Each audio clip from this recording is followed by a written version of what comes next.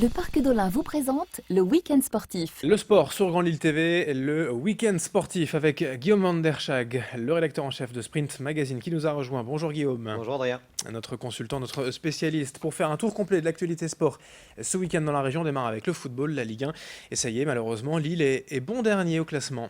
Oui, alors, il ne faut pas non plus s'enflammer. On le voit depuis 24 heures sur les réseaux sociaux, sur Internet, sur la toile. Il y a plein de supporters qui parlent déjà de relégation, de Ligue 2. Non, dire que le spectre de la Ligue 2 plane sur les épaules du LOSC serait prématuré. Cela étant, c'est vrai que voilà les Lillois en très fâcheuse posture. Ça fait près de 21 ans que ça n'est pas arrivé que le LOSC soit lanterne rouge du championnat. Donc elle fait mal cette défaite à Saint-Etienne. C'est une fâcheuse posture pour les Lillois qui pourtant avaient plutôt bien démarré leur rencontre à Geoffroy Guichard. Ils avaient même plutôt dominé la première période et les Stéphanois ne devaient leur salut que grâce à un très bon Ruffier dans la cage stéphanoise et aussi à une barre transversale qui a sauvé les Stéphanois. Donc ça a été dur. Et puis la machine s'est enrayée. D'abord il y a Franck Beria qui fait deux erreurs qu'il aurait pu éviter. Oui. Du coup, ces 2 cartons jaunes le font expulser. Et puis ensuite, même si le LOSC a encore essayé d'être conquérant, la machine a été plus difficile pour se projeter vers l'avant. Et puis c'est sous des trompes d'eau que Béric a ouvert le score pour Saint-Etienne à la 63e minute, avant que Nordin, pour son tout premier match en Ligue 1, ne double la mise et permette au Vert de faire le break. 2-0. La réduction de Sivelli a permis un petit peu aux supporters lillois d'une belle frappe, d'ailleurs, d'espérer un petit peu. Sauf que c'est un ancien Lillois, Nolan Roux, bien connu, qui était apprécié ici à Lille, qui a enfoncé le clou. Et du coup, 3-1 à la 93e. C'est dur pour les Lillois. Alors, clairement, il faut une réaction parce qu'il y a encore de la marge. Le LOSC a montré tant face à Toulouse que face à Saint-Etienne, qui avait quand même du fond de jeu, qui avait quand même un potentiel. Ça pêche encore dans la finition, mais en tout cas, là, lors de la prochaine journée, c'est samedi prochain à 20h au stade Pierre-Mauroy. Le LOSC va recevoir Nancy. Nancy, c'est la même chose. C'est le dernier contre l'avant-dernier.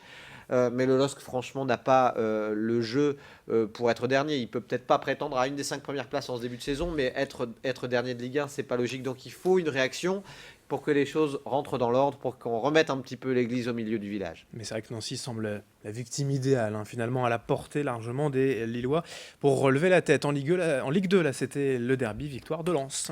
Ouais, et là, ce qu'on peut dire, c'est que c'est un peu dur pour les Valenciennois. Une victoire 2-1 du Racing au stade du Hainaut. Les Valenciennois, franchement, ne méritaient pas ça parce que Dieu que l'équipe sans Réor a été malmenée, réduite à 10 pendant près de 80 minutes. Lens avait ouvert le score, mais sur un penalty. Valenciennes avait obtenu une égalisation plutôt méritée à la demi-heure de jeu. Et puis ensuite, Lens a subi et encore subi. Et puis, un petit peu contre le cours du jeu, Bourrigaud a marqué dans les toutes dernières secondes pour offrir 3 points très généreux au Racing Club de Lens. Mais du coup, le Racing est 5e, à seulement un tout petit point du podium de Ligue 2. Valenciennes, de son côté, se retrouve 11e du championnat. Les résultats de National, Dunkerque et Boulogne ? Oui, alors autant Dunkerque et Boulogne, respectivement 1er et 4e de National, le week-end dernier, avaient bien démarré leur saison. Autant là, c'est un coup d'arrêt pour ces 2 équipes. D'abord Dunkerque, qui recevait Marseille-Consola et qui s'est incliné 2-1. Et puis Boulogne, qui était en déplacement à Rouen-Quevilly et qui, là aussi, s'est incliné sur le même score de 2-1. Allez, une belle grande première, vraiment une bonne nouvelle pour le sport régional, la première victoire à l'ATP de Lucas Pouille. Si vous ne suivez pas le tennis national ni le tennis régional, sachez qu'il s'appelle Lucas Pouille, qu'il a à peine 22 ans, qu'il est nordiste, il est né à Grande-Synthe, il a été licencié pendant pas mal de temps à l'Aune, et c'est un très très beau joueur. Preuve, il avait battu Rafael Nadal à l'US Open il y a quelques semaines, et puis là il a carrément battu le Belge David Goffin pendant le tournoi à l'Open de Moselle à Metz. Ensuite, il a battu le numéro 10 mondial, Dominique Thiem, en finale. Et résultat, c'est une très très belle semaine qui permet à Lucas Pouille d'être 16e mondial, d'être même 13e à la race. Ça veut dire que jouer les Masters est tout à fait envisageable pour Lucas Pouille. Eh bien, on lui souhaite forcément et un bel avenir. Il est désormais 3e français au classement ATP. La reprise de la proie pour le basket. Et autant vous le dire tout de suite, le baptême du feu pour le porteur Portel qui a vécu ce week-end son tout premier match officiel en championnat de Pro A. Eh bien, ça a été un baptême un petit peu manqué parce qu'il n'y a pas vraiment eu de match, une défaite d'une vingtaine de points. Nanterre est venu s'imposer au Portel 84-65.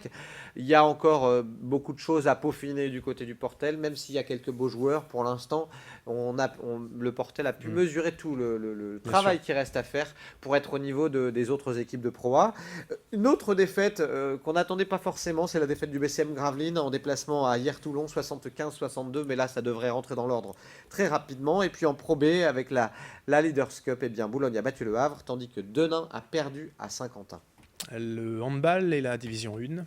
Oui, avec d'abord, c'est dur pour Dunkerque qui n'avait pas fait une très belle saison la saison dernière et qui a démarré par une défaite à Chambéry. Alors face à Chambéry, c'était presque attendu, mais de 9 points, c'est une valise, comme on dit dans le jargon, et c'est un petit peu dur pour les Dunkerquois qui, lors de la réception de Rennes-Cesson dès ce mercredi, vont devoir réagir. Allez, encore une minute, Guillaume, pour l'info, en bref. Oui, avec beaucoup de choses. Ce week-end, on sent que les championnats ont repris de part et d'autre. Et du coup, il y a beaucoup de choses à vous annoncer. Je vais juste vous dire un petit mot pour vous dire que ça continue de vouloir sourire du côté des filles. Alors, celles qu'on appelle les putains de nanas.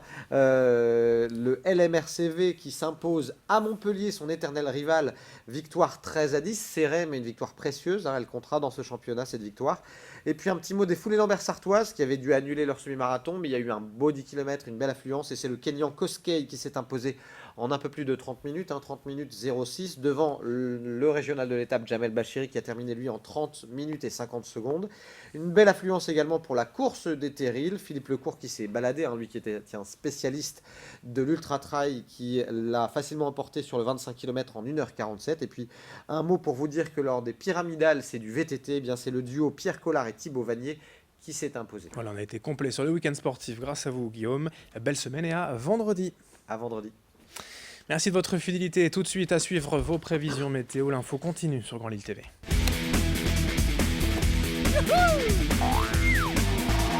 Le Parc d'Olin, destination nature et sensations, vous a présenté le week-end sportif.